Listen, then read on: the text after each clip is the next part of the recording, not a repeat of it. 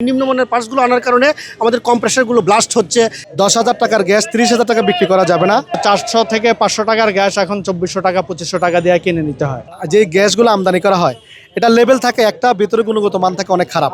April মাসে আমরা যে গ্যাসটা কিনছি 9,300 টাকা, আমরা খুচরাভাবে কিনছি 9,300 টাকা। এই গ্যাসটা আজকের দিনে এসে আমাদের কিনতে হচ্ছে 31,000 টাকা, যেটা আসলেও মার্কেটের সাথে এবং বাস্তবতার সাথে কোনো মিল নাই। কারণ অনেকে বলে যে ওরা 20,000 টাকা জরিমানা দিছে। জরিমানা যদি কেউ দিয়ে থাকে সেটা তার পার্সোনাল অন্যায়ের কারণে সে জরিমানা দিছে, সেই অন্যায়ের জরিমানাটা আমাদের কাছ থেকে তুলে নিচ্ছে, তো যেটা আসলেও বাস্তবতার সাথে মিল নাই। আমরা যারা টেকনিশিয়ান হিসেবে কাজ করতেছি আমাদের উপর অন্যায় করা হচ্ছে, আমাদের উপর জুলুম করা হচ্ছে এবং বিভিন্ন পার্টসগুলো আনা হয়, যে পার্টসগুলো নিম্নমানের পার্টসগুলো আনা হয়। নিম্নমানের পার্টসগুলো আনার কারণে আমাদের কম্প্রেসারগুলো ব্লাস্ট হচ্ছে, ভিন্ন ভিন্ন জায়গায় দুর্ঘটনা ঘটার সম্ভাবনা তৈরি হচ্ছে, যেটা আসলেও আমাদের সেক্টরটাকে ধ্বংস করার অনেকটা শামিল।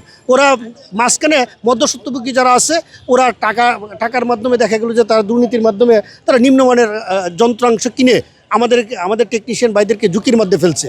একই সাথে আমি বলবো যে আমরা যারা কাজ করি দেখা যায় যে 10তলা 20তলা বিল্ডিং করতেছে বাংলাদেশে, কিন্তু বাংলাদেশে এই বিল্ডিং করার মধ্যে আমাদের এসির জন্য যে এসি আউটডোরগুলো ফিটিং করার জন্য যে জায়গাটুকু দরকার সেই জায়গাটুকু ওরা রাখে না। তার মানে কি আমরা যারা টেকনিশিয়ান আমরা অনেক উপর থেকে ঝুঁকি নিয়ে রশির মাধ্যমে বেয়ে বেয়ে নিচে নামতে হয় এবং প্রতি বছর আমাদের দুর্ঘটনা বাড়তেছে, প্রতিনিয়ত দুর্ঘটনা বাড়তেছে।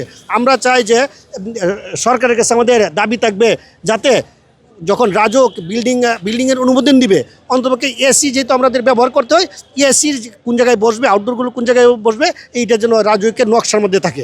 তাহলে আমাদের এই সেক্টরে যারা আছে তাহলে তারা কি করবে, সুন্দরভাবে তারা কাজ করতে পারবে।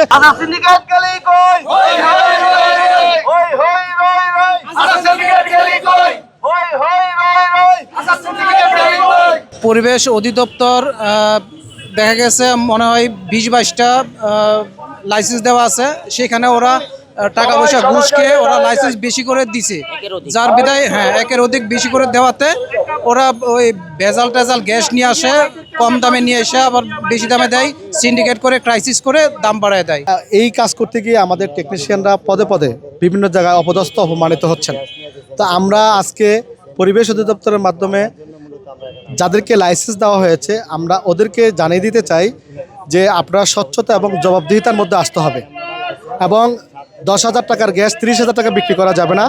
সরকার যে দাম নির্ধারণ করে দেবে সেই দামে আপনাদেরকে বিক্রি করতে হবে এবং আমাদের টেকনিশিয়ানদের মূল্যায়ন করতে হবে, টেকনিশিয়ানদের প্রকৃত মজুরি নির্ধারণ করতে হবে এবং প্রত্যেকটা স্থাপনাতে অবশ্যই সেফটির ব্যবস্থা করতে হবে এবং প্রত্যেকটা মানুষের বাসাকে সেফটির আওতায় নিয়ে আসতে হবে যাতে মানুষও ক্ষতিগ্রস্ত না হয়, আমরা ক্ষতিগ্রস্ত না হই।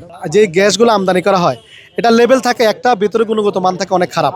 তা আমরা চাই প্রত্যেকটা মাল যখন পোর্টে আসবে এটা যত বুয়েট কর্তৃক, পরিবেশ কর্তৃক এবং বুয়েট কর্তৃক পরীক্ষিত হয়ে তারপরে আসে এবং যারা এয়ার কন্ডিশন তৈরি করেন এরা যাতে গুণগত মান নিশ্চিত করে এয়ার কন্ডিশন তৈরি করেন।